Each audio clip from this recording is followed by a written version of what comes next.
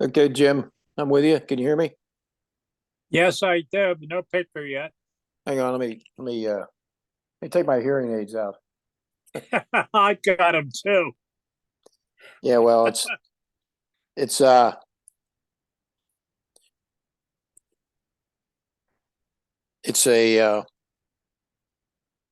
something that comes with everybody that's spent a lot of time on a flight deck. Yes, I know. I have. Yeah, you know, it catches up with you. Did you get that email I sent you yesterday that had the questions from Yes, Scott? I did. I responded to him directly, and I point him to the. It all comes down to what all the chaos, controlled chaos that was going on, and a small company. I was just a piece of the action, so I had I didn't have the overall picture, but I knew it was part of something. So, as the history is my relationship, and when you compare it, but it was all focused. So, anyway, I sent a copy of the Wikipedia page on the CH-46, and it lists all the models. It lists the whole history of the program on Wikipedia, all the model versions, the Kawasaki versions, and all of that. And Kawasaki built the airframe, but they were sent the kits, the transmissions, and the blades. They didn't have the capability of doing that. So that's how that worked. They had some license agreement. I don't know what they, Who they get the blades from Boeing? Yeah, Yeah. yeah, yeah. They had because of restrictions. But I just got off the phone with John, and he says that he was involved in the program when they had problems with the embrittlement of the quill shafts and the transmission and the mix box, I think it was.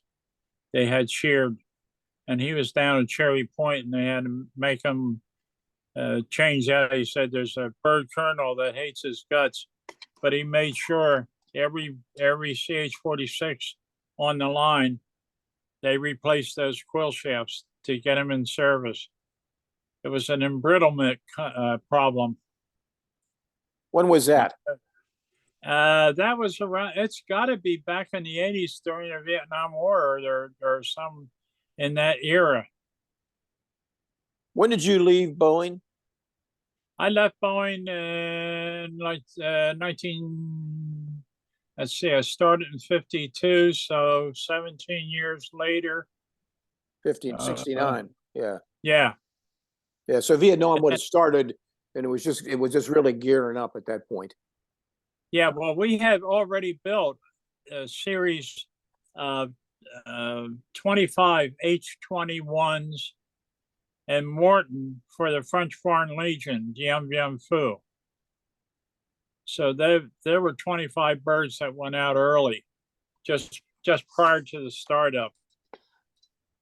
And that was for the you said that was for the French Foreign Legion? Yes, I have pictures. If you go to that Piasecki.com and look history tab, you'll see the tails. They had the rondelles, the Right. Navy rondelles on them. It looked funny in the plane. Everybody around the neighborhood, what the hell's that?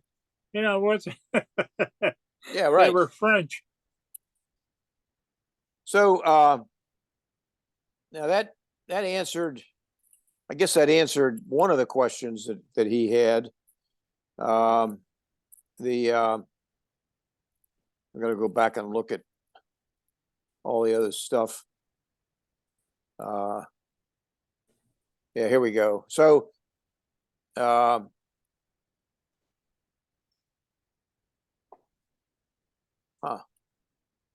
I should have copied you the email. I thought I copied you the email that I sent the response. I think I did. The well, Yeah. see. Oh, here we go. So they didn't do anything different to make it to convert it to H-46s. No. No. Okay. No. That was the old that was the older. That was all the H-21, the workhorse. They were all the same birds. See, every aircraft that went out of the plant was in the green, and it was just the flyable airframe. Yeah. Okay, it was stripped, and it was the customer who put in all the stuff when they received it. Right. So that's how they built the aircraft. I mean, it's it's like when they build a commercial jet, they push it out of the factory, they flight test it, and then it's handed over for the people to put the interiors in. Yeah. So that's a common practice because you'd tie up a production line. Right. And what By about the way, I forgot, I was looking up the history of the HUP, and I was right. It was the engine that powered the HUP was a Continental engine.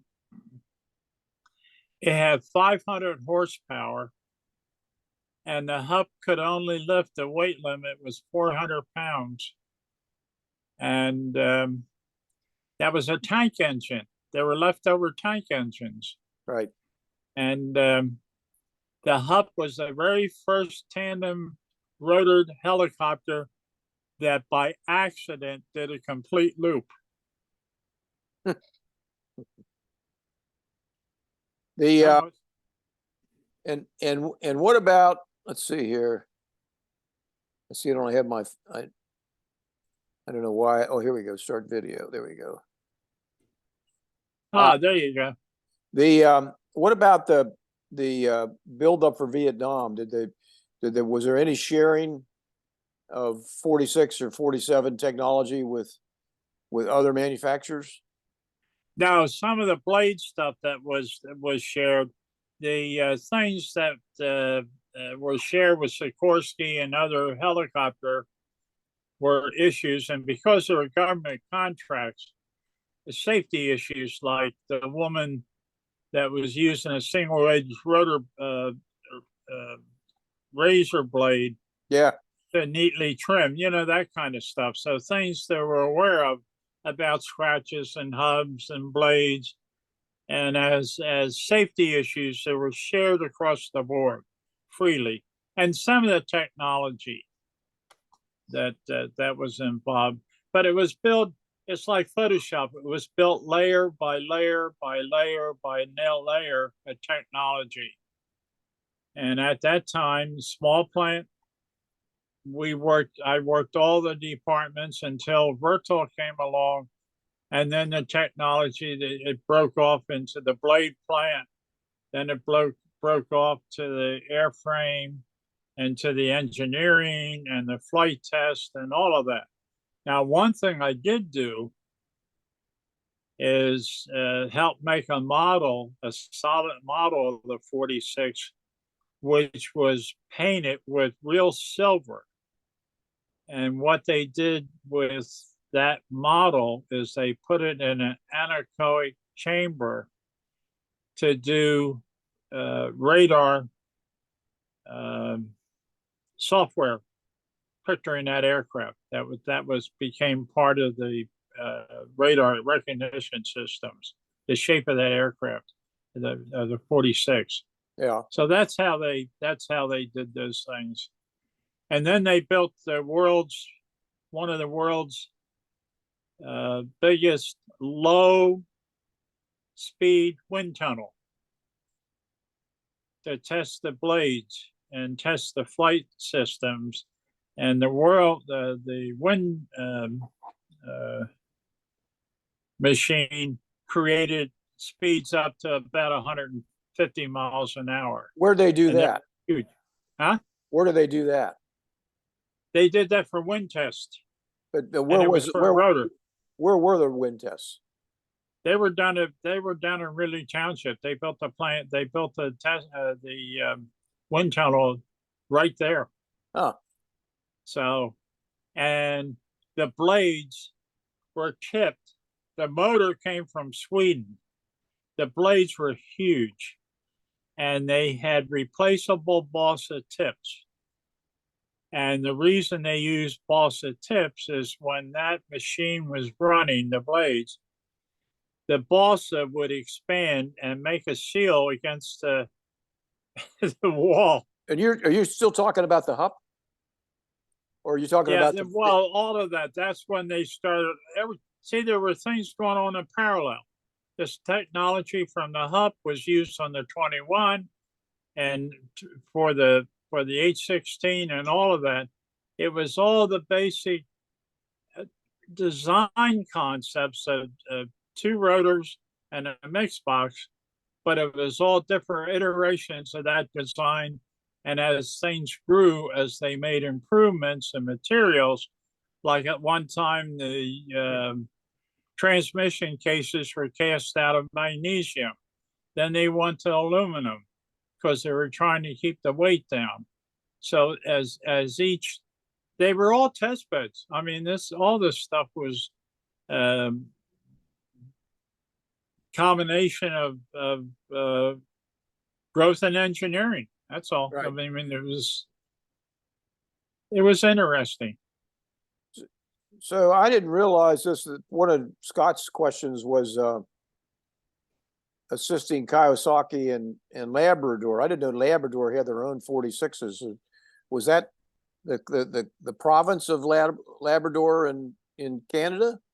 Yeah, well, they had some 21s that were in the Arctic doing tests. One of the things they wanted to test them for is super cold, how a helicopter rotor blade would hold up in the transmissions. So they did a lot of testing for Arctic applications, and that's how all that came about, because they were designing this for all weather use.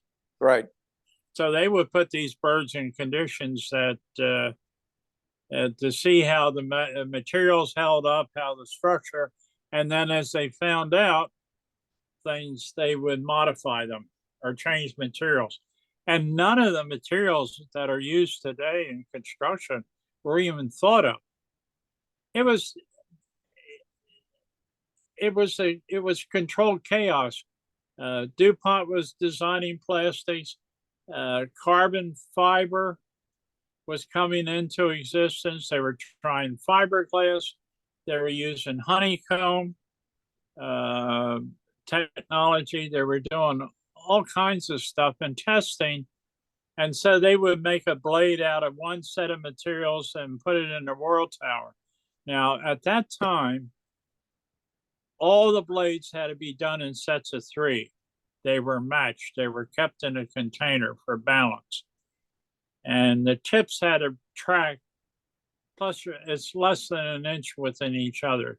So every blade set, every set of blades that were made were world tested and balanced as sets of 3. You couldn't just open up one container and take a blade out and put it in another, because it would cause all kinds of vibration problems, until the blade technology got to a point that they can make a single blade that'll match the whole series. Do you know when that happened? That all started with the wind tunnel, and it started after I left the company. Yeah. Because the blade department broke off, and they built their own building and built their own tooling, and that was a whole separate division of blades. It had moved to that point. One of the interesting things they kept on, I don't know if you've ever seen it in an aircraft factory, but how they make up the cable runs, how they make up the harnesses, wire harnesses for the aircraft.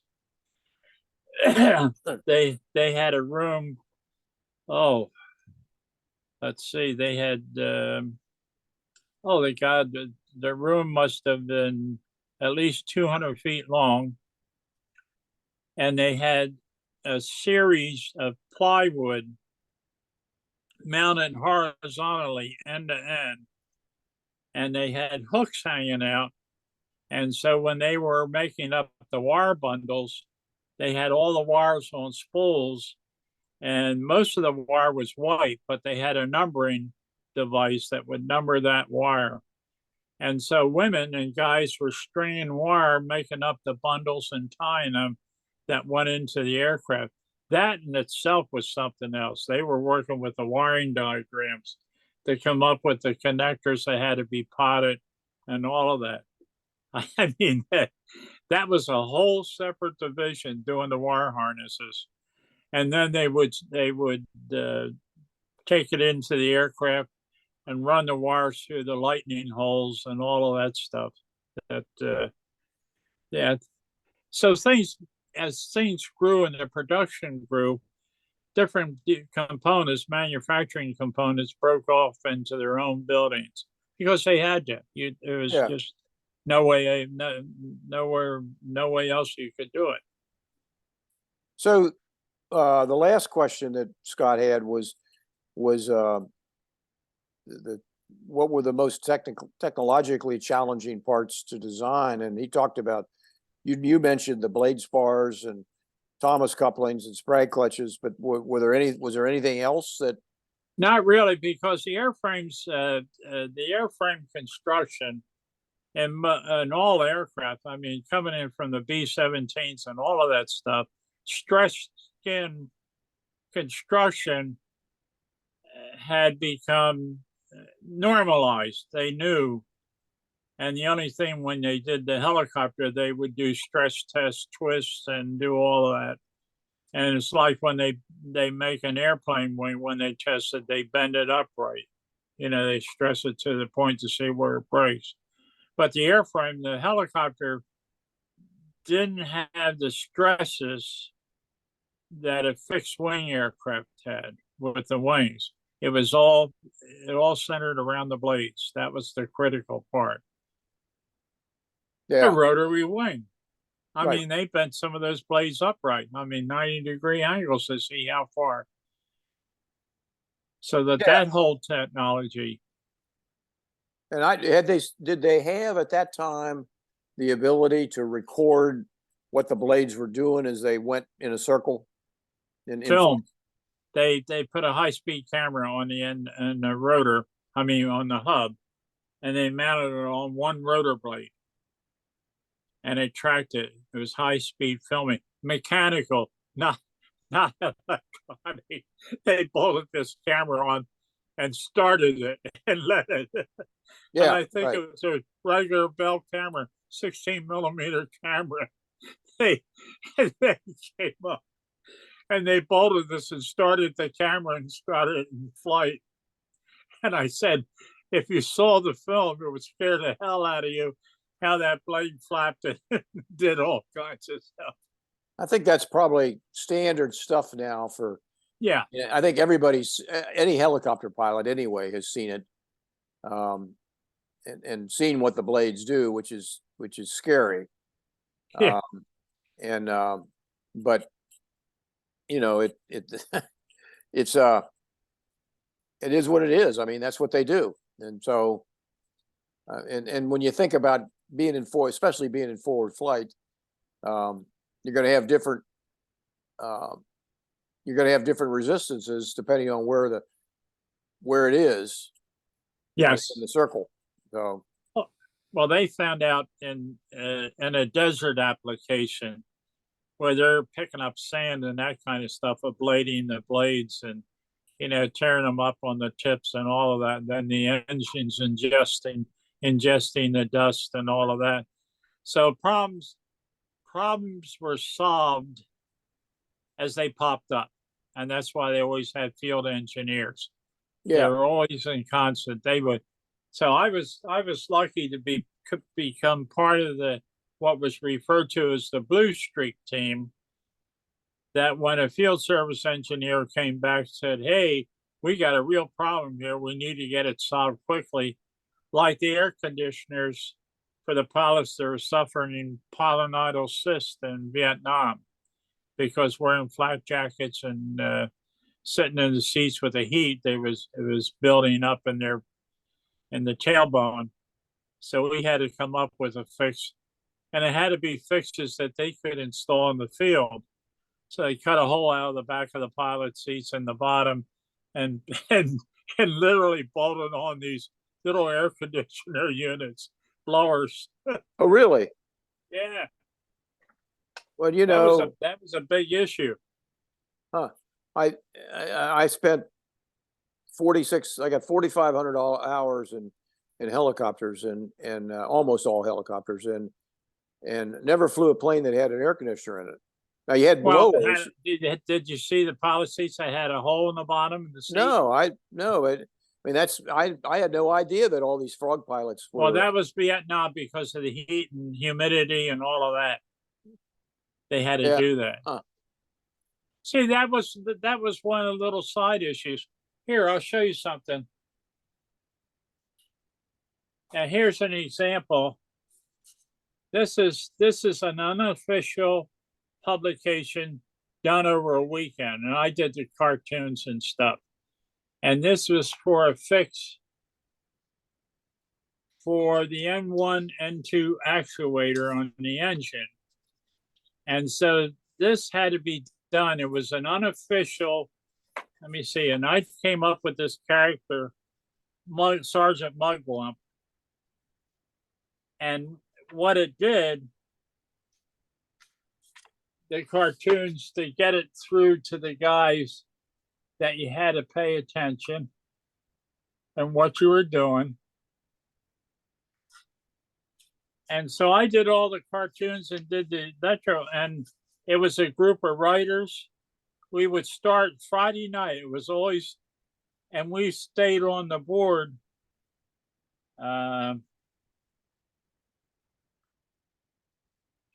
Oh, the stuff like this I would come up with that I share. I salvaged the remaining books that I passed on to my son. And this was the there was a big field problem, and the actuators on the engine was causing problems, and it had to do with the electronic blade tracking that came on board. Let me see, one of the ones. Oh, electronic blade tracking. Whoops. So I was good at making caricatures out of components. So I had a reputation. I was the one to get, and it was all done to get the mechanics' attention. And I mean, these were, and then they were to be thrown away. They weren't supposed to become. You know, you should take pictures of all of those and send them to the Historical Society because they'd put them online. They've already put the first video we did Tuesday. They told me it's online already. No kidding. Yeah, and because I was able to convert it when we were done talking and then forwarded it on to them. What I don't want to do, and I was telling my wife, is when you remember history, you tend to ramble because when you get into the details, things come to mind that actually happened. See, in my experience, was limited to my little world of history, working with other people that did things, and we all worked together. I mean, it was, oh, here, this is one example. The amplifier, what to watch out for the switches and controls. And this was a caricature that were used to got the mechanics' attention without having to go through. Because most of the stuff, when you got an EO, it was dry. Do this, do that, and all of that. Well, this was a fast way for people that actually didn't have much of an experience. I got to find the one that I really liked. Yeah, I'll publish. I'll send you. I'll copy all this stuff. Yeah, let's make copies and they'll put it up. And now the one of the things that we have to decide is whether we're going to have another video or this will be the last one.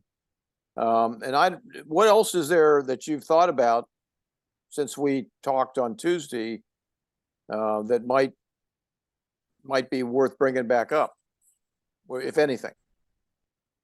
Well, you know what, I think it, more importantly, and I really don't think there's much more I can record, other than I think what made things a success, what we did was the character of the people who were involved. I mean, the integrity and the goal that was to be met. That everybody knew what they did, somebody's life depended on it. And so it was a commitment. We weren't narcissists. We weren't the whole group. We were all focused. I was making less than $200 a week. Well, I mean, doing this stuff. That was a lot of money back then. Yeah. I bought my first house after coming back from Korea at age 23, 3-bedroom rancher, quarter acre property for $12,500. My mortgage was under $100, and I had to work. The wife took care of the kids, and we worked every freelance job we could get to make ends meet, and we did it. Yeah. I mean, it was just, you know, the salary was important, but it was secondary. When you're committed to aircraft, you have to have an attitude that what you're doing, somebody else's life depends on. I mean, especially you. One thing I want to show you, this is the book that all these drawings, see the circle with all the components Right. around it? That was axonometric. We used, these were the tables that we had to go and use to plot the offsets and the thin. Now a computer can do it in a fraction of a second. Right. And we were doing it by hand. That's how all those drawings I sent you were done by hand, because we were the computer. Right. So and I still have this book. But we're coming up on the end of the recording. Anything else that you think ought to be imparted to your audience? Well, I'm telling you what, I'm in the process of pulling pictures together as a group, and you know, I could send 20 or 30 emails or whatever. So the only question I have to be efficient is, I was trying to come up with one single point that everything can be distributed. Yeah, instead of shotgunning everything, because then it gets lost. By the way, I'm coming up with a logo for the Frogs Forever. Oh, good. So and we're down to, they finally, I had a little, you didn't see it, but I got a little screen come up and said my time's running out. And I have the no cost version of Zoom. So I can only record for 40 minutes, and then it disappears like it did on Tuesday. I'll tell you what, suppose I do this. What I'll do within the next week or two, because I'm recording this stuff, I'll send you email copies, and then if you'll send me your mailing address, that I'll send it to you, which you can distribute with the rest. How's that sound? I'll tell you what, I'll do one better. I'll send you the address of the Historical Society. All right. And then it'll go direct to them, and then some of that stuff I think will appear on their website as an example of what you all did. And then, because this is all like you say, it's all pre-computer. And then if they want to talk about what they're going to put up or what they're not going to put up, they they can negotiate with you rather than me, because I'm just a middleman. But I will send you Bill Personius's address. Not too complicated, is it? No. Straight cardboard and string. Yeah, it's I started out in H-34s and then into H-2s, single engine H-2s, and some of the stuff that we did was like that, complicated beyond belief. But some of it was really just basic, simple stuff. Anyway, I think it's probably about time to shut it down. Do you have anything you want to pass on before we sign off? No, I think there's not much more I can contribute. A video like this, there's enough history, but the best way I can feed is sending the drawings and some of the booklets for the Historic Society to tie into this. Yeah. I think they have enough information as what type of people that actually built this. Yeah, they'd love that. I know, and they'll put some of it, at least some of it, online. I don't, They edit it. They'll edit it what they figure need. out. Yeah. But I recorded history. At least is something to pass on that out of a void. It's such a shame that the technology today is being so badly misused all across the board, because we didn't work that way. We were all goal oriented. Right. I mean, you could have fights with each other. When it came down to push comes to shove, you had to watch. Yeah. All right, Jim. Well, it's been great. I appreciate what you've done and all this history that would not have been revealed if you hadn't done it. In closing, yesterday I put on a dog and pony show. I told you I'm a couple of miles from Valley Forge Park, and one of the park commissions who are restoring the buildings, well, I happen to be a crackpot in history and how things were made. I put on a dog and pony show presentation to the committee.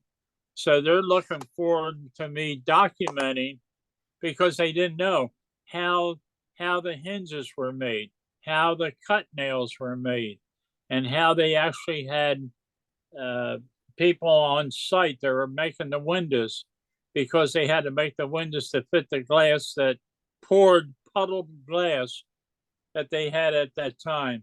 Right. And I said, they didn't have blueprints. It was all in their skulls. All in the head. That's right. And I said, can you imagine that out of the wilderness?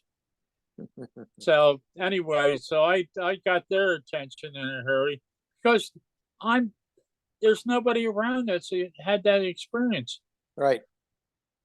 It's all textbook. Now we've documented some of it. So thank you very much. Thanks for all your time. I appreciate it.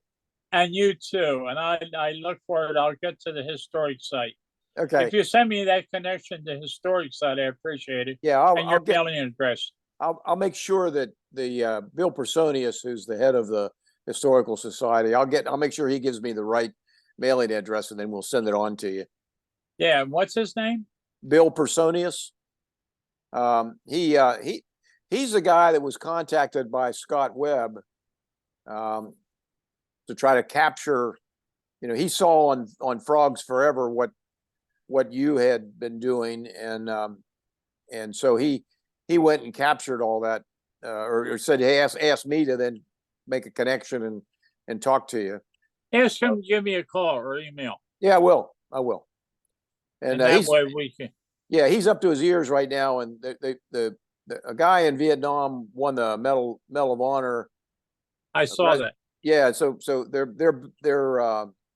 they're building or bringing a prototype airplane out from the desert, and they actually, it's at North Island right now, and they're gonna make it the